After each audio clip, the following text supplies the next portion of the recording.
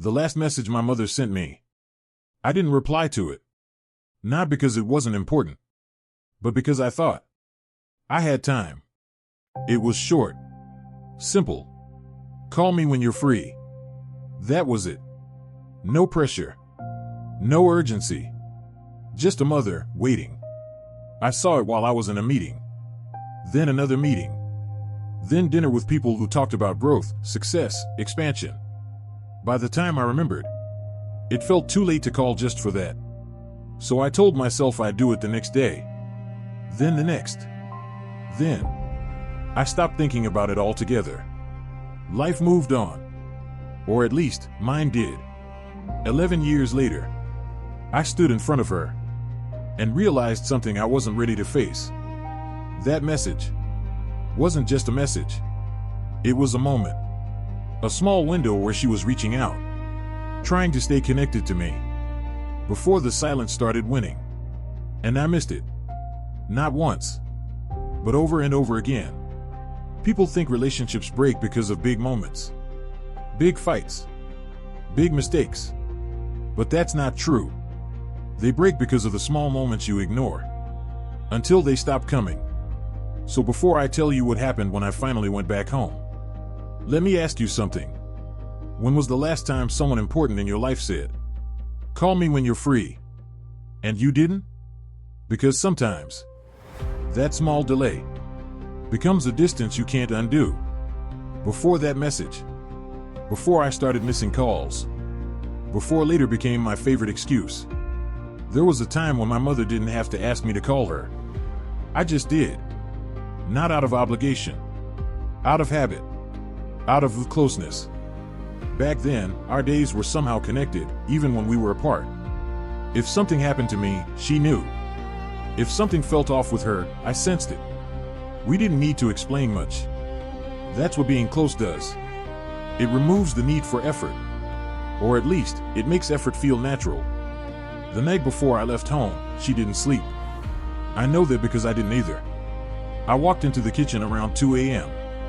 She was there, sitting quietly, not crying, not dramatic, just there.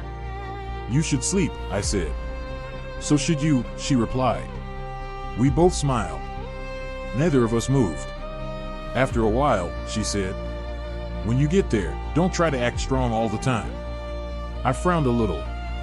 "What do you mean?" "It's okay to feel lost," she said. "Just don't pretend you're not." I nodded, not fully understanding, but listening. Then she added something I didn't take seriously enough. "And don't get so used to being away that coming back feels strange." I laughed. "That won't happen." She didn't laugh back. She just looked at me, like she knew something I didn't. The first year abroad, I held on to home tightly. I needed it. Everything was unfamiliar. The streets, the people, the pace of life. Even silence felt different. So I called her often, sometimes twice a day. "Guess what happened today?" I'd say. And I'd go on and on. About work, about mistakes, about small wins that felt huge at the time. She listened. Always. "Slow down," she'd say when I spoke too fast. "I can't understand you when you rush." And I'd laugh. Okay. Then she'd ask questions. Not big ones. Simple ones. "Did you eat something proper? Are you getting enough sleep? Do you have someone you trust there?" She wasn't just asking. She was checking if I was okay, beyond what I was saying. And I answered. Honestly, back then, I didn't hide things from her. Not stress. Not fear. Not doubt. She was still part of my life. Not someone I updated. Then life started becoming stable. And stability brought something I didn't expect. Confidence. And confidence brought distance. Not the physical kind. That was already there.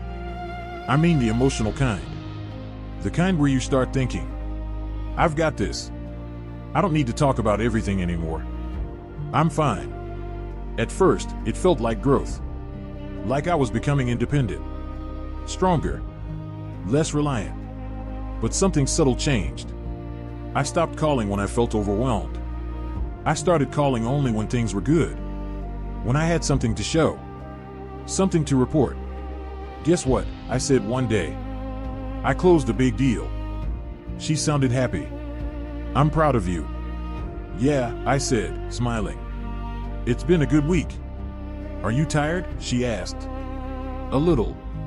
Are you taking care of yourself? I'm fine, Mom. Always that answer. I'm fine. It became automatic. Our conversations became shorter. Not because we had less to say. Because I stopped saying things. She noticed. Of course she did. Mothers always notice. You don't talk like before, she said once. I brushed it off. I'm just busy. You were busy before too, she replied. I didn't answer that. Because she wasn't wrong.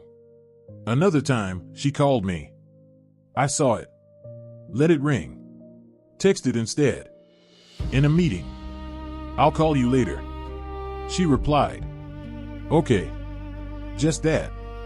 No follow-up. No second call. That should have meant something.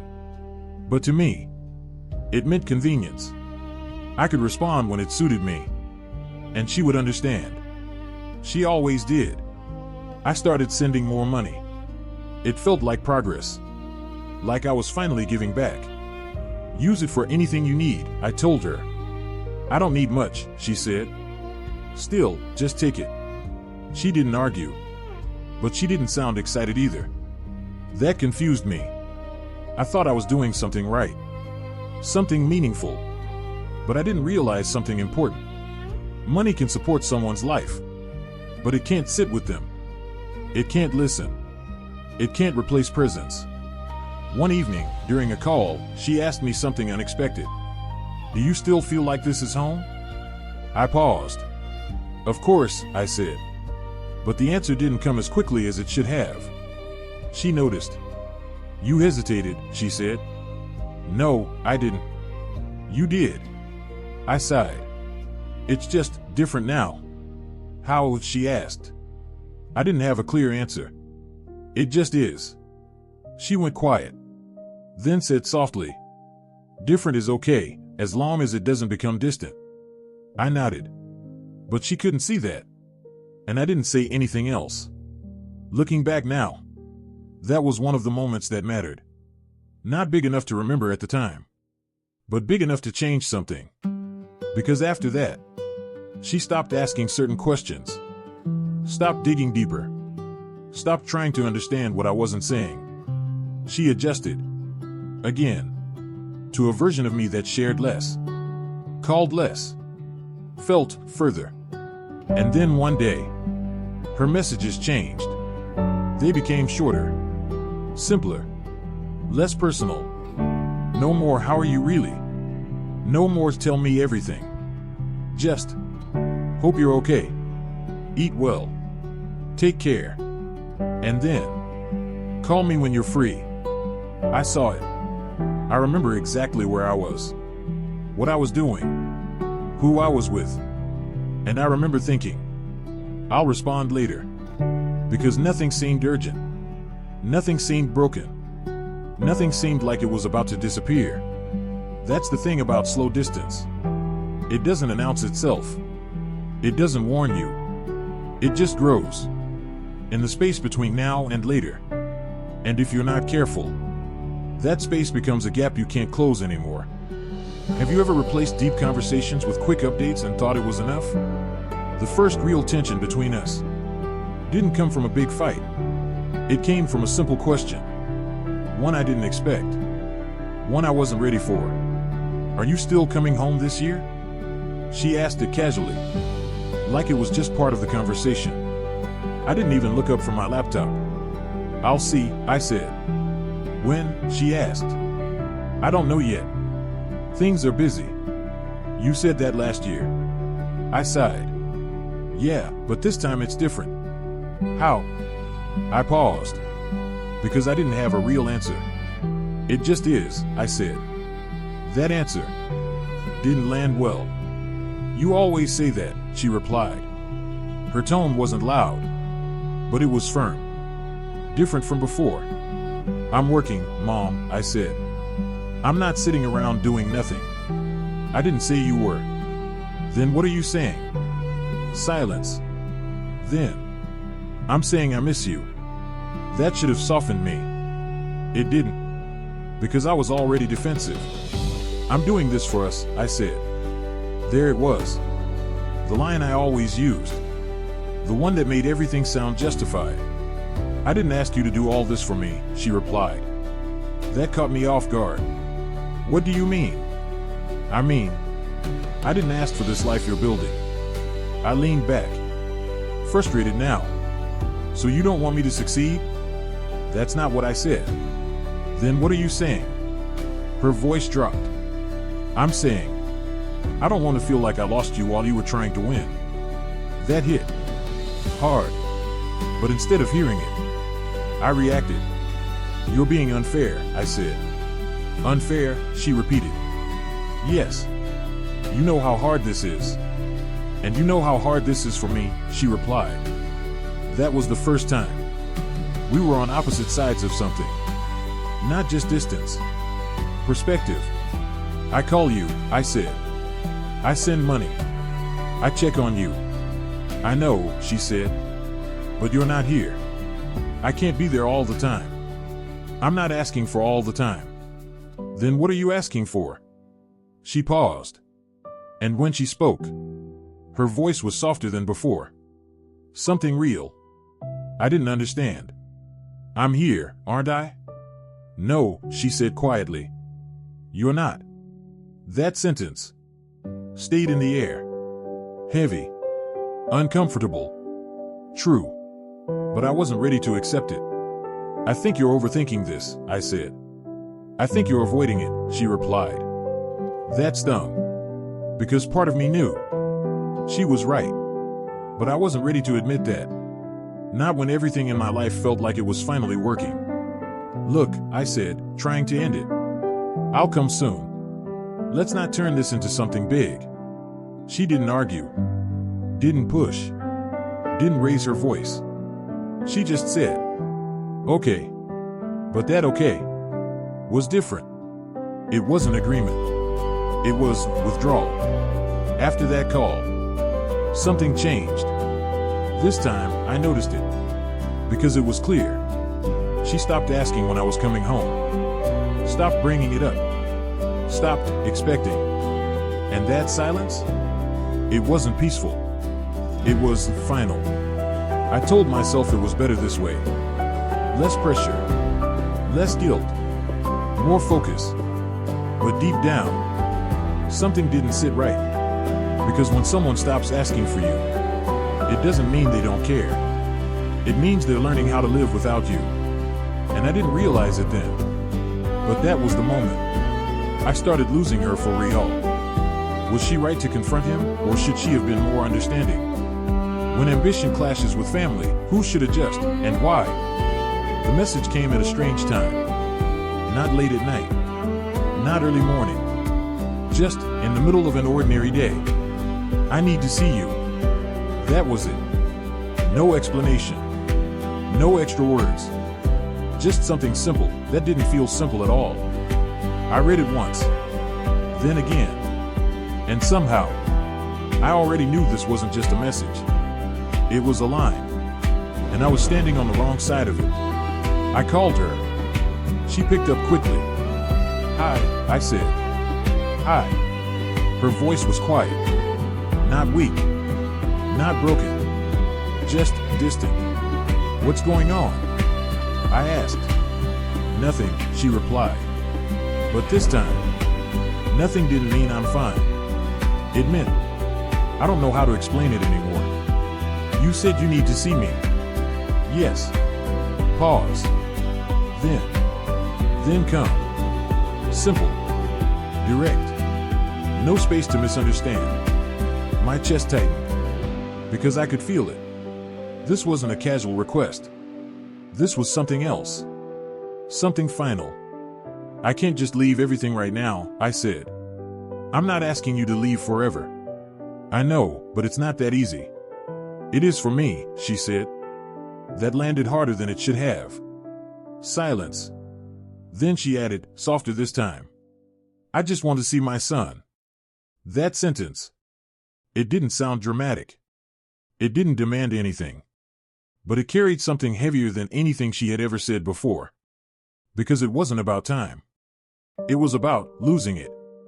I'll come next month, I said. It felt like the right thing. The responsible thing. A compromise. She didn't respond immediately. And in that silence, I felt something shift. Next month is far, she said quietly. It's not that far. It is when you're waiting. I exhaled slowly. Trying to stay calm. Trying to stay in control. I just need to sort a few things out, I said. I can't disappear like that. I'm not asking you to disappear, she replied. Then a pause. Longer this time. He already did. I froze. What do you mean? I mean, you've already left. There it was. Clear. Unfiltered.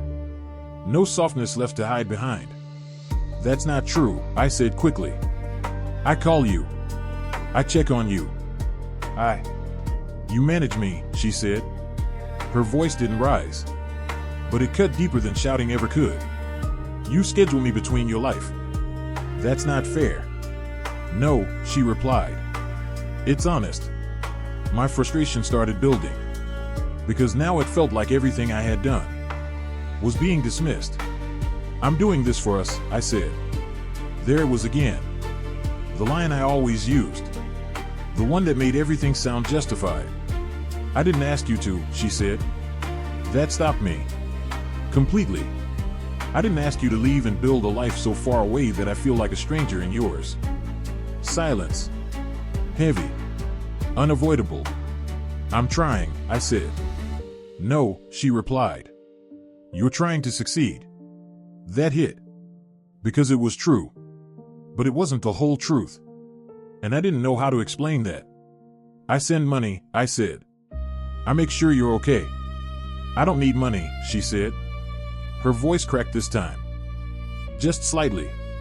I need you. That was the moment. The real one. The one everything had been building toward.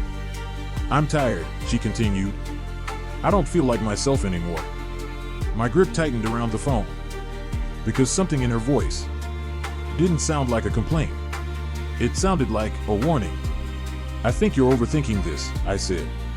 Even as I said it, I knew it wasn't enough. I think you're avoiding it, she replied. Silence filled the space between us. Neither of us speaking. Both of us understanding. Then she said it. Clear. Sharp. No hesitation left. I need you to come home. I closed my eyes. Because I knew what was coming next. I can't just leave everything, I said. You can, she replied. No, I can't. You just won't. That landed. Hard. That's not fair, I said. Fair, she repeated. Is it fair that I wait for you like this? I call you. When it fits your schedule.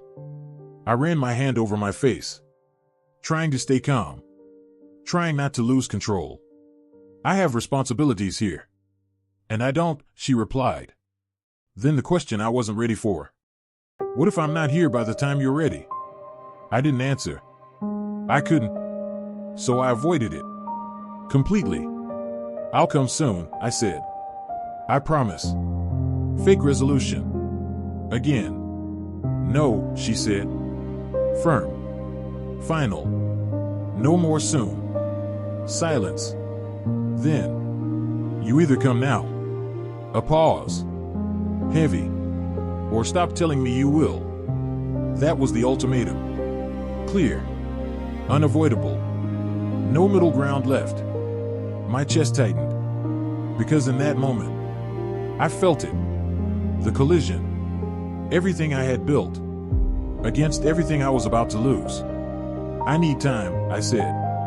You've had years, she replied. Silence. Long. Uncomfortable.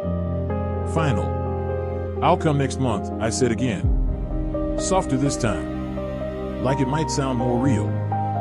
more convincing. She didn't argue, didn't push, didn't raise her voice. She just said, "Okay." But that okay wasn't acceptance. It wasn't relief. It wasn't even disappointment. It was distance. And I didn't realize it then. But that was the moment.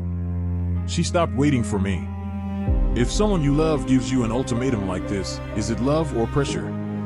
When someone says, "Come now or don't come at all," what would you have done? After that call, everything went quiet. Not around me. Inside me. I didn't call her back. Not immediately. Not because I didn't care. But because for the first time, I didn't know what to say. Work didn't stop. Meetings continued. Deadlines stacked up. People kept talking to me like everything was normal. And I responded. Nodded. Agreed. Delivered. But something had changed. Because her words didn't leave me. You either come now or stop telling me you will. For the first time in years, I started noticing things I had been ignoring. The silence after our calls. The way she stopped asking questions. How every conversation felt shorter. Controlled. Like she was adjusting to less. I opened our message thread. Scrolled up. Far. Past recent conversations. Past short replies. Back to when things were different. When she used to send long messages. Ask about my day. Tell me about hers. Then I saw it again. Call me when you're free. That message. The one I ignored. It didn't look important. But now, it felt like a turning point. A small moment where something could have gone differently. If I had just called. I leaned back in my chair, staring at the screen. Because I finally understood something I hadn't allowed myself to see before. Nothing between us broke suddenly. It wore down. Slowly. And I helped it happen. That realization didn't come with panic. It came with clarity. Cold. Quiet clarity. I stopped arguing with myself. Stopped justifying. Stopped saying I'm doing my best. Because my best wasn't reaching her. That night, I didn't go out. Didn't answer calls. Didn't distract myself. I stayed alone. Thinking. For real this time. What was I actually building? And for who? If she wasn't part of my daily life anymore, then what exactly was all of this for? The next morning, I did something small. Something I hadn't done in a long time. I called her. Not in between tasks. Not while doing something else. Just called. She didn't pick up. I didn't panic. I didn't hang up quickly. I just waited. Then I tried again later. Still nothing. That feeling. It was unfamiliar. Because for the first time, I was the one waiting. I didn't send a quick message. Didn't write "call me back." Instead, I sent something different. Tell me about your day when you see this. Simple. But intentional. Hours passed. No response. That's when I realized something deeper. Connection isn't restored in one moment. It has to be rebuilt. The same way it was lost. Slowly. So I made a decision. Not emotional. Not dramatic. Structured. I started showing up differently. Calling at the same time every day. Even if she didn't answer. Leaving voice notes. Not updates. Not reports. Just presence. I was thinking about you today. I remember something you said. I miss hearing your voice. No expectations. No pressure. Just consistency. I rearranged my schedule. Not completely. But enough. Enough to create space that didn't exist before. Because for the first time, I wasn't trying to fit her into my life. I was making room for her. And I didn't tell her any of this. Didn't announce it. Didn't explain it. I just did it. Quietly. But there was one thing I still hadn't done. One decision I kept avoiding. One step that would change everything. And deep down, I knew. Eventually, I would have to take it. 5 days after several calls and messages. Not while working. Not while distracted. Just me. Waiting. She answered after a long time. Hello? Her voice sounded strange. Slower. Like she was tired before the conversation even started. Mom. A pause. Then. Oh. Not happiness. Not relief. Just surprise. How are you? I asked. I'm okay. That answer again. I didn't tell her I was coming. Part of me wanted to, but another part needed to see the truth before anyone could soften it. So I booked the flight, packed one bag, ignored every voice telling me this was bad timing, and went home. The closer I got to the house, the quieter I became. Everything looked smaller than I remembered. The streets, the shops, even the air felt different. Or maybe I was the one who had changed. I stopped in front of the gate, and for a second, I couldn't move, because something felt wrong immediately. No radio playing inside. No sound from the kitchen. No movement. Nothing. I pushed the gate open slowly. The metal scraped against the ground. That sound alone made my stomach tighten, because my mother hated that noise. She always fixed things immediately, always kept the house alive. But now, the place looked tired, like no one had cared for it in a long time. I walked to the front door. It was barely hanging on. Paint peeling, dust everywhere. And suddenly, I felt fear. Real fear. Mom? No answer. I stepped inside. The smell hit first. Closed air. Old walls. Silence. The kind of silence that doesn't feel empty. It feels abandoned. Then I heard something. A voice. Soft. Weak. Talking. I followed the sound slowly. My heart beat so loud it almost drowned everything else out. And then, I saw her. She was sitting in the corner of the room, talking to herself. Not loudly. Just little broken sentences. Like she was in the middle of conversations no one else could hear. My chest tightened instantly. Because this didn't feel real. This couldn't be real. Mom. She looked up slowly.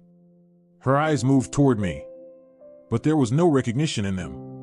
None. I smiled nervously. Like maybe if I smiled, everything would suddenly become normal again.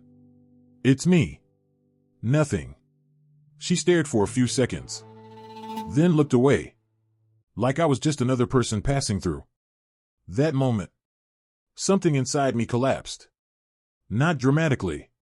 Quietly. Completely. I moved closer carefully. And now I could see everything. How thin she had become. How tired her face looked. How empty the room felt around her. This was the same woman who once carried entire families through hard times. The same woman people depended on. And now, she looked like someone the world had forgotten. Including me.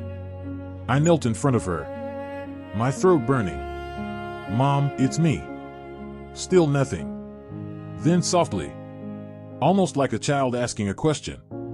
Are you staying long? I froze. Because she didn't know me. But somewhere inside her, she still knew one thing. People leave. That broke me more than anything else. I sat there for hours. Not speaking much. Just looking at her. Looking at the damage. Trying to understand how this happened while I was busy chasing a life that suddenly felt meaningless.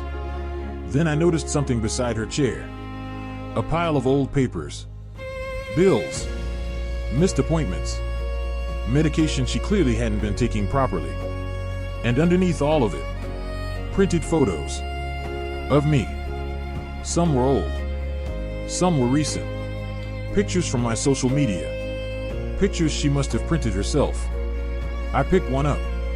And that's when I saw it. A sentence written behind it. In her handwriting. My son is doing well. I just wish I could hear him more.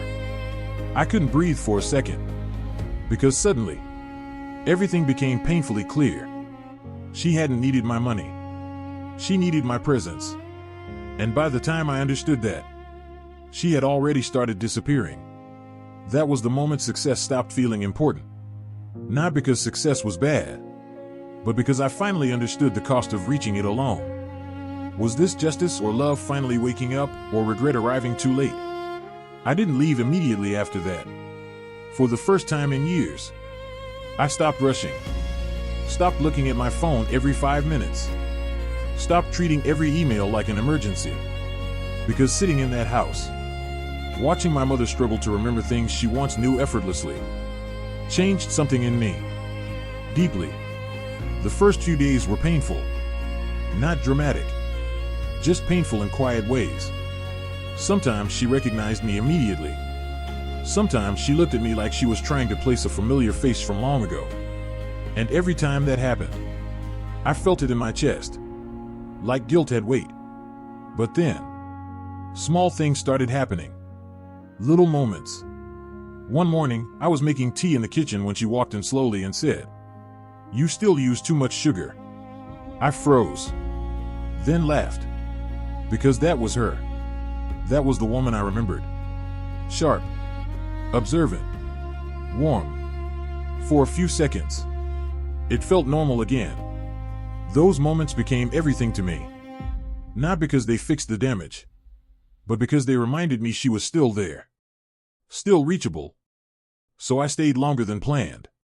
We sat outside in the evenings under the mango tree. I repaired things around the house. Cooked meals with her. Took her to appointments. And slowly, the house stopped feeling abandoned. Light came back into it. Then little by little, light came back into her too. One evening she looked around the living room after I finished repainting it and smiled faintly. "It feels alive again," she said. That sentence stayed with me, because I knew she wasn't only talking about the house. The hardest part wasn't accepting what loneliness had done to her.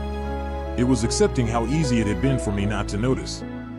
That truth still hurts. Because neglect doesn't always look cruel. Sometimes it looks productive, busy, responsible.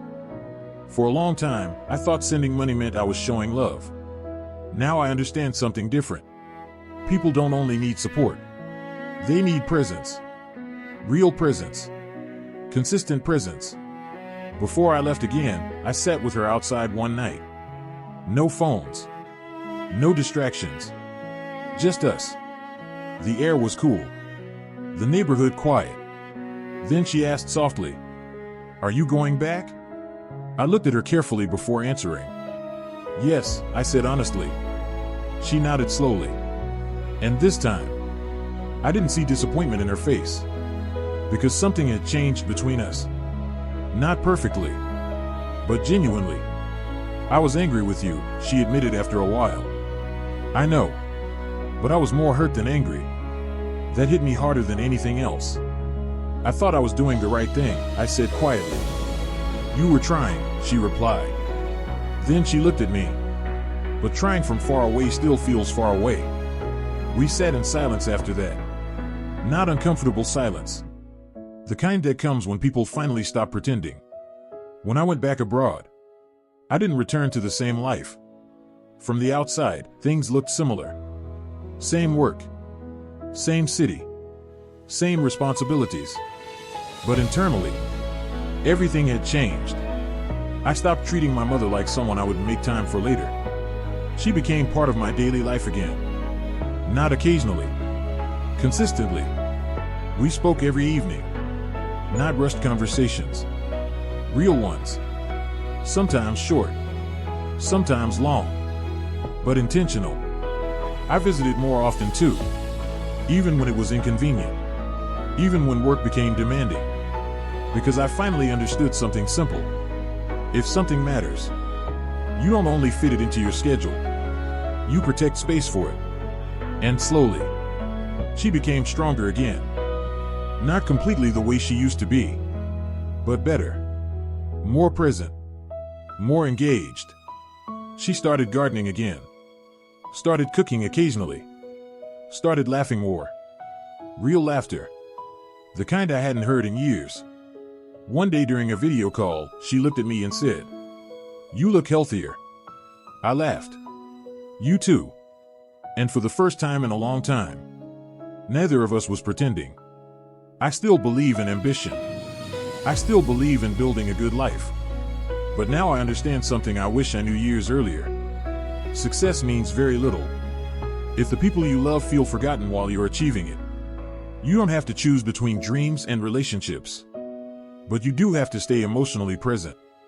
Because love cannot survive on intentions alone. It survives on attention, on consistency, on showing people they still matter while life gets busy. So if someone you love has been on your mind lately, don't wait. Call them. Visit them. Ask deeper questions. Not because something is wrong, but because connection needs maintenance too. And sometimes, a 5-minute conversation can save a relationship you don't realize is fading. Engagement questions.